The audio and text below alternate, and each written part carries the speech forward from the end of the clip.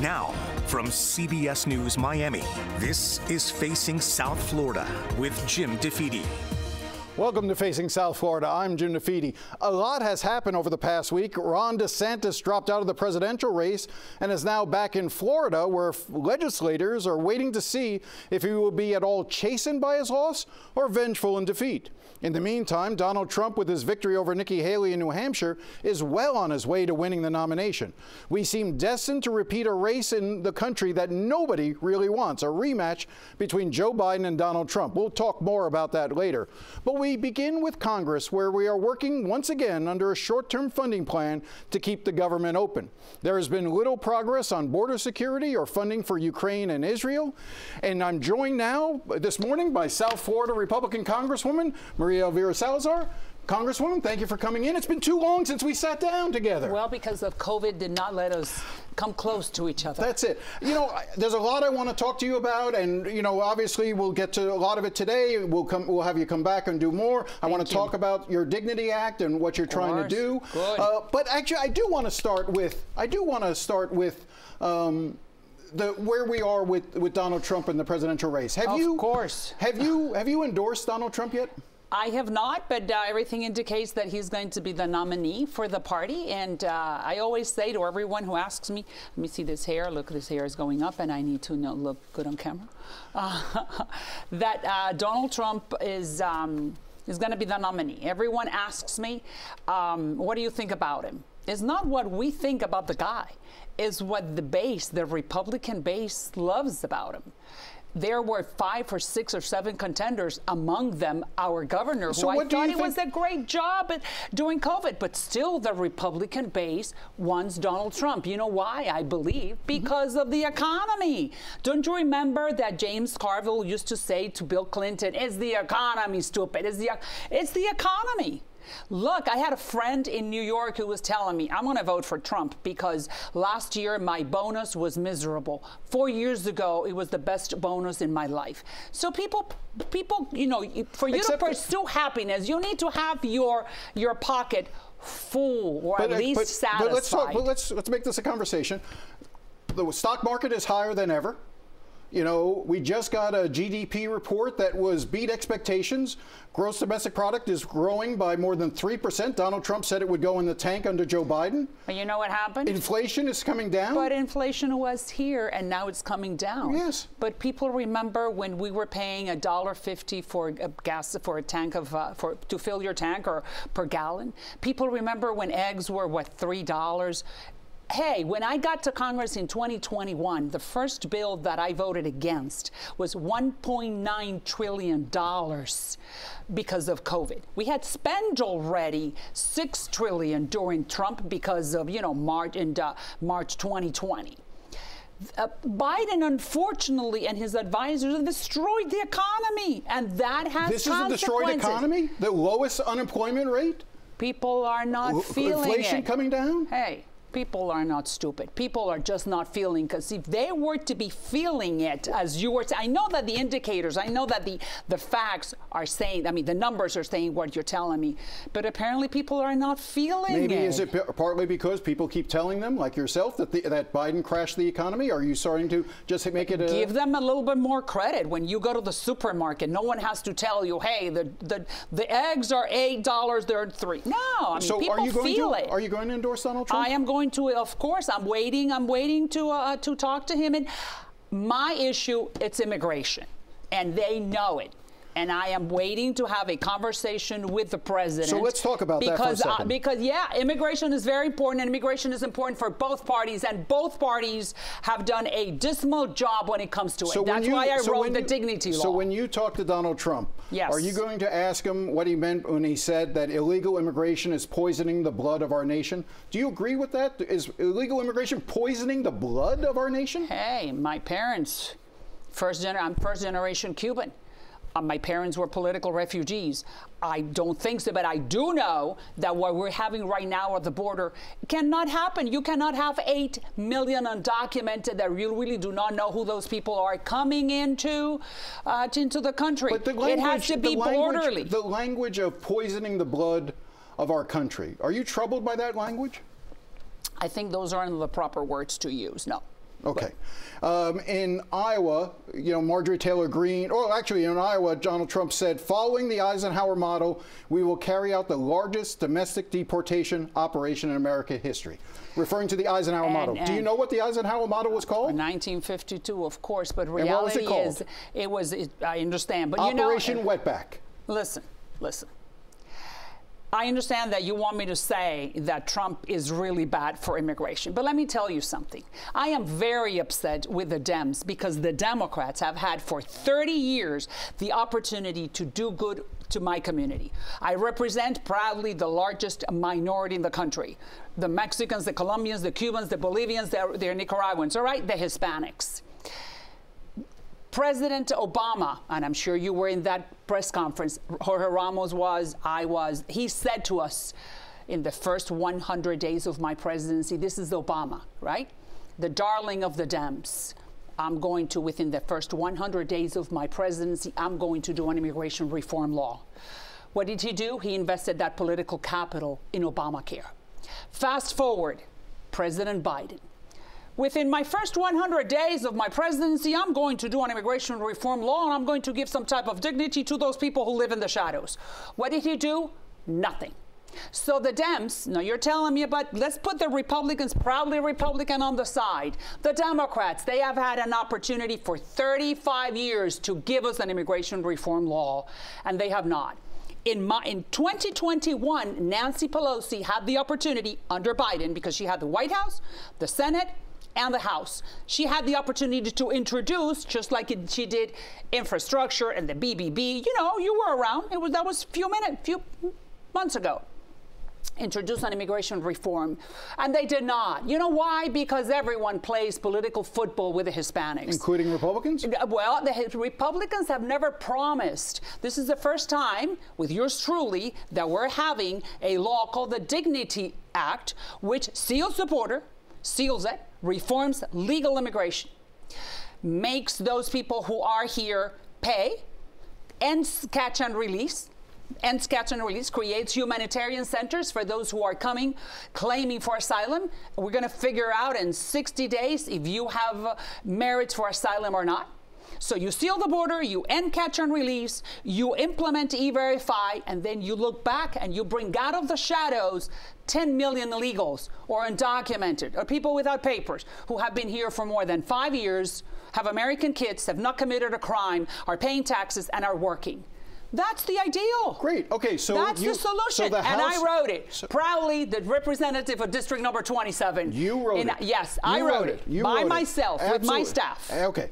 And you now have a Republican majority in the House, and you have this bill, and yet your speaker, and the current speaker, Mike Johnson, and the former speaker, Kevin McCarthy, never gave you a hearing on that bill. Have you had a hearing yet on that bill? Have you had a markup on that bill? We still have until November of 24. I mean, I'm working with. So have you gotten a commitment to it? Listen, immigration is very fluid. Wait. There's nobody on your side of the aisle that really wants to handle it, because they know that the far right in your party does not want to do anything called immigration reform. But then what about the Dems? Because I'm working with Veronica Escobar, proudly, who's a liberal from El Paso, Texas, and another Hispanic female. So we are the perfect combination. Salazar, Republican, Escobar, Democrat. And she's working with Nancy and her party, and I'm working with Johnson with mine. It's not so easy, because if it were to be so easy, then all my Dems, your 213 Dems right now, that would be with dignity. It's a very complicated for many people, including many liberal Dems. That's why it hasn't happened during Clinton and during Obama. So all I'm trying to say to you is that, you know, there are no saints. The saints are in heaven. When it comes to immigration, there are no saints when it comes to the border. But you do agree with me that there's no way that the Biden administration can allow and continue having that border so open. Don't you think that 6 million people in 3 years is a lot? Tell me, I'm asking you. No, it's a lot. Oh, thank you. Good, yeah. I'm glad. And someone has to stop it, right? And no one has done it. So there has been discussion in the Senate to try to come up with a compromise. It seems dead now. Wait, where is the Langford and another one? Where is the? If the Dems, Schumer, now just perfect. You've given me the perfect scenario. Schumer the Biden administration, remember that immigration is in the hands of the feds, is in the hands of the executive. Why don't you come up with something that's reasonable? And Schumer will introduce it in the Senate. Then the Dems would look better. But don't you see that everyone is here to... The Democrats have offered increased border security, have given on policy, and what they want in return is... Where is the legislation? Where? You know how it works in the Senate. They're negotiating with Republicans in the Senate. Okay, but they haven't produced a piece of paper like I have. Okay, you've got I have 500. But where's the Senate? Great, where's Schumer? You've got a piece of paper that has no hearing. Do you actually think the Dignity Act that you've sponsored is going to pass this year? Could very well be. You know why? Out of necessity, because there's nothing else. Then you're going to have to pass it, obviously, with Democrats, because a lot in your party will not do it. Of course, that's why you have Veronica Escobar. Of course, it's bipartisan. If someone thinks in Washington that you can pass anything just with one party, they're dreaming. We, the Republicans, we have a majority of 2. One gets a cold, and the other one has a personal problem. Then we don't have a majority. Of course, that you have to have a bipartisan. And you got a group that for every bill, though, not only for immigration. McCarthy referred to as the Crazy Eight, right? Hey, listen, I never criticize anyone in Congress. You know why? Because we all have the same pen. They won an election. They're representing their district. I got to take a break. And they know what they're doing. Let's take a break. I know what I'm doing in 27. I mean, Marjorie Taylor and her group will know what they're doing. Let's talk. Or AOC. They also represent her side. Or Ilhan Omar. Let's take a break here. We'll come right back and continue this conversation with Congresswoman Maria Elvira Salazar when we come back.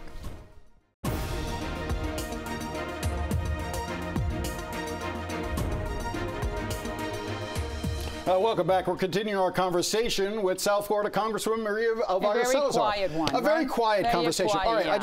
I do want to say that you are one of the toughest and one of the most rigorous journalists in South Florida. I want to just deal with this quickly. No. Manuel Rocha, the former U.S. ambassador to Latin America, charged for being an agent of Cuba.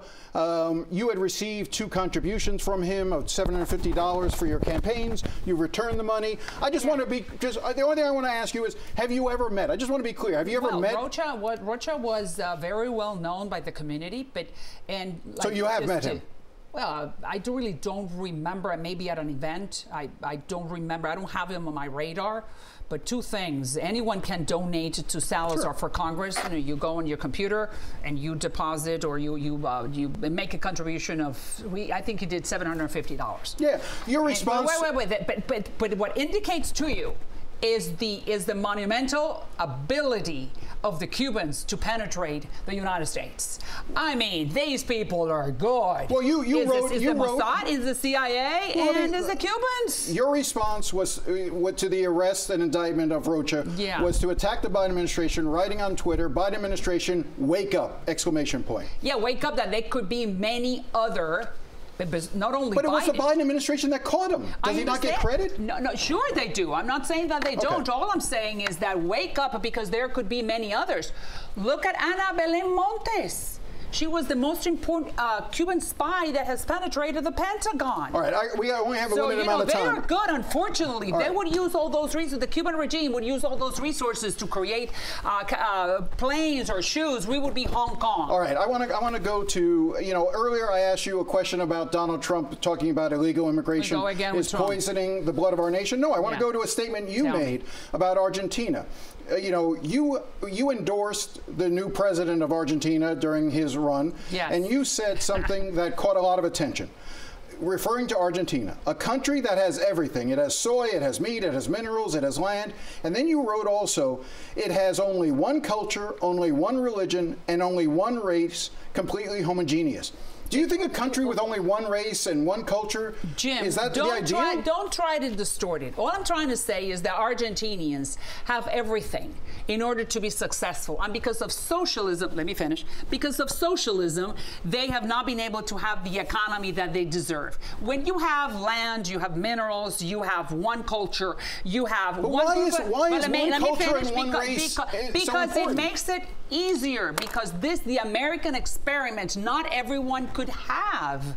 The American exceptionality has not been able to be replicated in other countries. It sounds like you're advocating for... No, I'm not advocating. You are misinterpreting. Okay. I think on Argentina, what they have right now is Javier Milei. Thank God for the Argentinians, and he could become a moral reference for the rest of Latin America. Why? Because he can demonstrate that with capitalism, free market economy, equality of opportunity, not of results, which is capitalism. Wait, let me finish.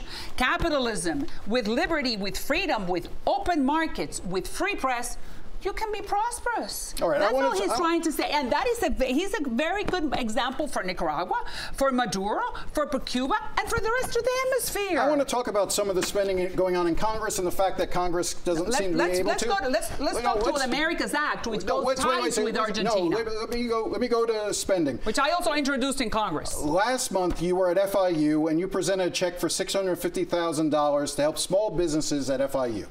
But you voted against the bill that gave the money that you then signed a check for and handed and had a photo op, the Consolidated Appropriations Act of 2023, right? You voted against that bill. Right now, you have to give me more details, but I do know that every time I have an opportunity to bring money to my constituents, I do so. I just did $400,000. But look, but you voted against the Chips and Science Act, right? Listen, right now I need to ask my staff. But what do we look at the $40 million that I have brought to this community? Aren't you proud of me? Aren't you proud of the $40 million that I brought? But how much? Aren't you proud that I wrote the Dignity Act? Haven't I? Let's talk about the America's Act. Wait a second. Let me 1 second. Tell me. The money that you talk about, the $40 million that you bring back to the district, sometimes that money comes from bills that you voted against. You voted against the CHIPS Act, and yet you praise the fact that the South Florida Climate Resilience Tech Hub is going to be started in Miami, right? You voted against the infrastructure bill, and you talk about all the money that comes back to the airport. So at the same time that you're taking credit for the money that you bring back to the district, in Washington, you're voting against these projects on party line votes. Listen, that was, I think, last cycle. I cannot really remember right now, but let's look at the America's Act, which is what I'm going to, you don't want to explain why you voted against things? I mean, right now, and I'm not trying to be a politician, there's so many bills that I've introduced that I know that many of them these are bills that you voted against. That I understand. But it's okay. Sometimes I vote and sometimes I don't. But let's look at the positive. Let's look at the $40 million that I brought, and let's look at the dignity, and let's go to the America's Act, which could be great for every single constituent that I have in 27, in 26 in South Florida. What is the America's Act? America's Act is that we're telling the, would you care to know about? Actually, here's why I'd rather talk about Ukraine and Israel funding. All right. You support Ukraine funding. America's Act is as important as, of course, America's Act is as important as Ukraine and as Israel. What are you doing to convince other Republicans, because a lot of the Ukraine funding is now being held up because the Speaker, Mike Johnson, and others in your party do not want to give any additional funding to Ukraine. How are you navigating that? No. It's not that they don't want to give any additional to Ukraine.